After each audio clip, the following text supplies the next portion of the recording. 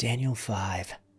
King Belshazzar made a great feast for 1,000 of his lords and drank wine in front of the 1,000.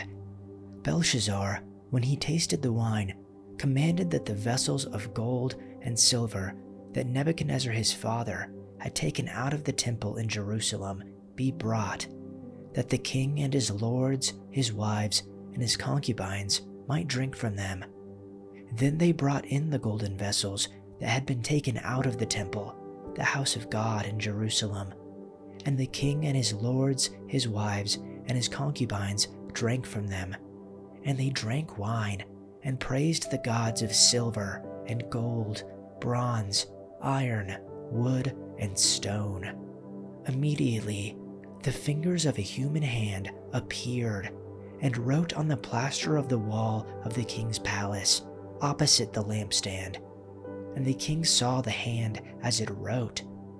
Then the king's color changed, and his thoughts alarmed him. His limbs gave way, and his knees knocked together. The king called loudly to bring the enchanters, Chaldeans, and the astrologers.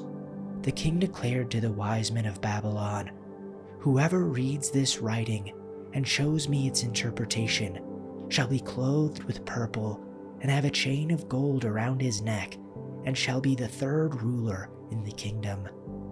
Then all the king's wise men came in, but they could not read the writing or make known to the king the interpretation. Then King Belshazzar was greatly alarmed, and his color changed, and his lords were perplexed. The queen, because of the words of the king and his lords, came into the banqueting hall, and the queen declared, "O king, live forever. Let not your thoughts alarm you or your color change. There is a man in your kingdom in whom is the spirit of the holy gods. In the days of your father, light and understanding and wisdom like the wisdom of the gods were found in him. And King Nebuchadnezzar, your father the king, made him chief of the magicians, enchanters, Chaldeans, and astrologers. He did this because Daniel, whom the king called Belshazzar, was found to have a keen mind and knowledge and understanding, and also the ability to interpret dreams, explain riddles, and solve difficult problems. Call for Daniel, and he will tell you what the writing means." So Daniel was brought before the king, and the king said to him, "Are you Daniel, one of the exiles my father the king brought from Judah? I have heard that the spirit of the gods is in you, and that you have insight, intelligence, and outstanding wisdom. The wise men and enchanters were brought before me to read this writing and tell me what it means, but they could not explain it. Now I have heard that you are able to give interpretations and to solve difficult problems. If you can read this writing and tell me what it means, you will be clothed in purple and have a gold chain placed around your neck, and you will be made the third highest ruler in the kingdom."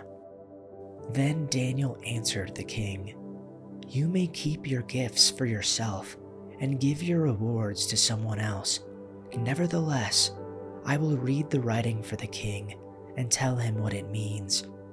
Your Majesty, the Most High God gave your father Nebuchadnezzar sovereignty and greatness and glory and splendor.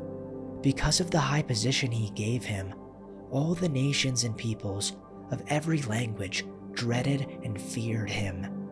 Those the king wanted to put to death, he put to death.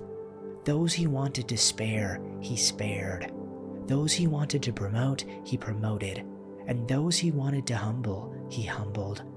But when his heart became arrogant and hardened with pride, he was deposed from his royal throne and stripped of his glory. He was driven away from people and given the mind of an animal. He lived with the wild donkeys and ate grass like the ox. His body was drenched with the dew of heaven until he acknowledged that the Most High God is sovereign over all kingdoms on earth and sets over them anyone he wishes. Yet you, his son, Belshazzar, have not humbled your heart, even though you knew all this. But you have risen up against the Lord of heaven, and they have brought the vessels of his house before you. And you and your nobles, your wives, and your concubines have been drinking wine out of them. And you have praised the gods of silver and gold, of bronze, iron, wood, and stone, which do not see, nor hear, nor understand. But the God in whose hand are your life breath, and all your ways, you have not glorified.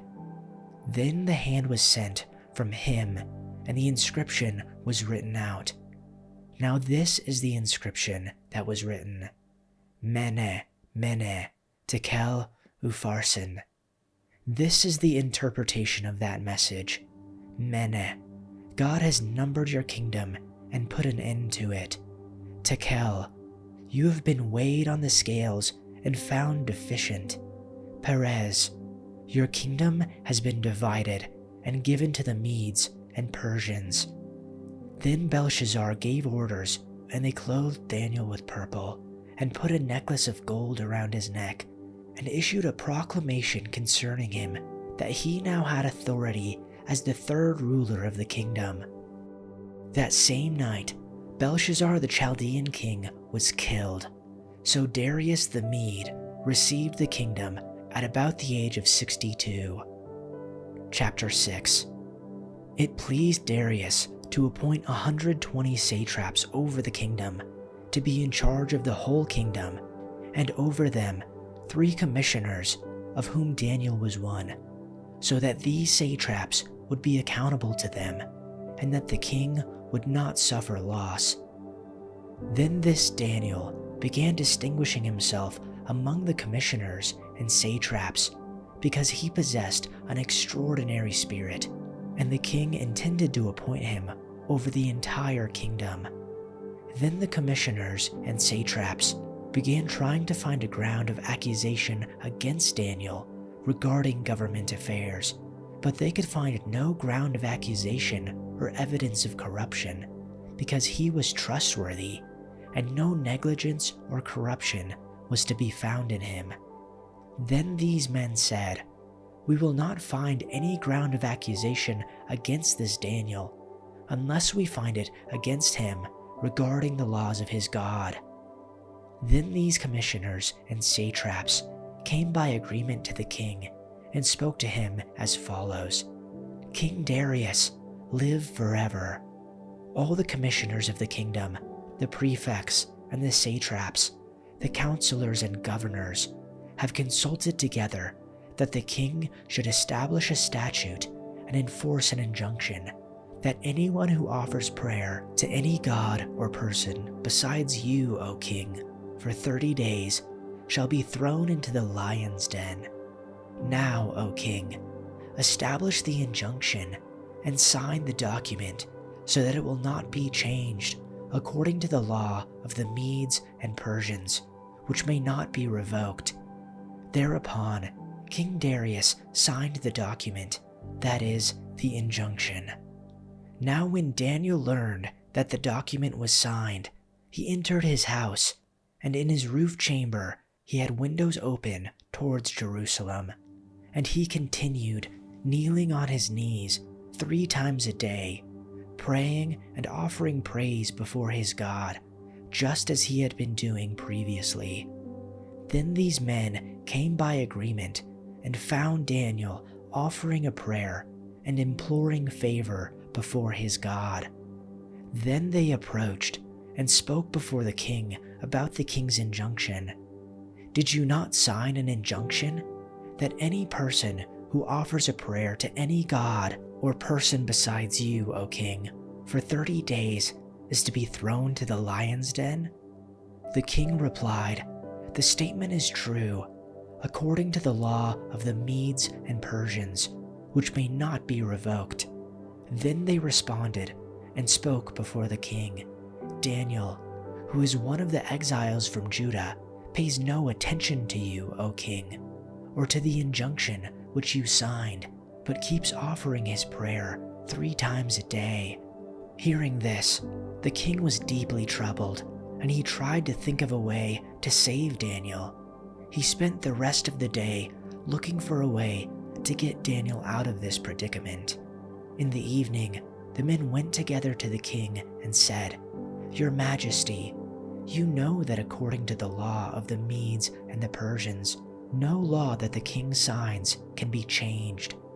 So at last, the king gave orders for Daniel to be arrested and thrown into the den of lions. The king said to him, "May your God, whom you serve so faithfully, rescue you."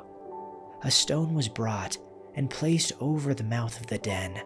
The king sealed the stone with his own royal seal and the seals of his nobles, so that no one could rescue Daniel.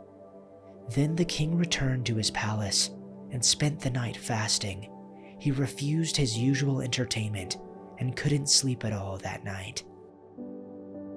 Be sure to check the pinned comment down below. We have something new for you every day. Join us every morning from Monday to Saturday to watch along with the whole community. Then on Sunday night, come on back for a weekly sleep video. Also, you can check us out on Spotify, linked down below. Thanks for listening, and see you tomorrow for your daily dose of Bible.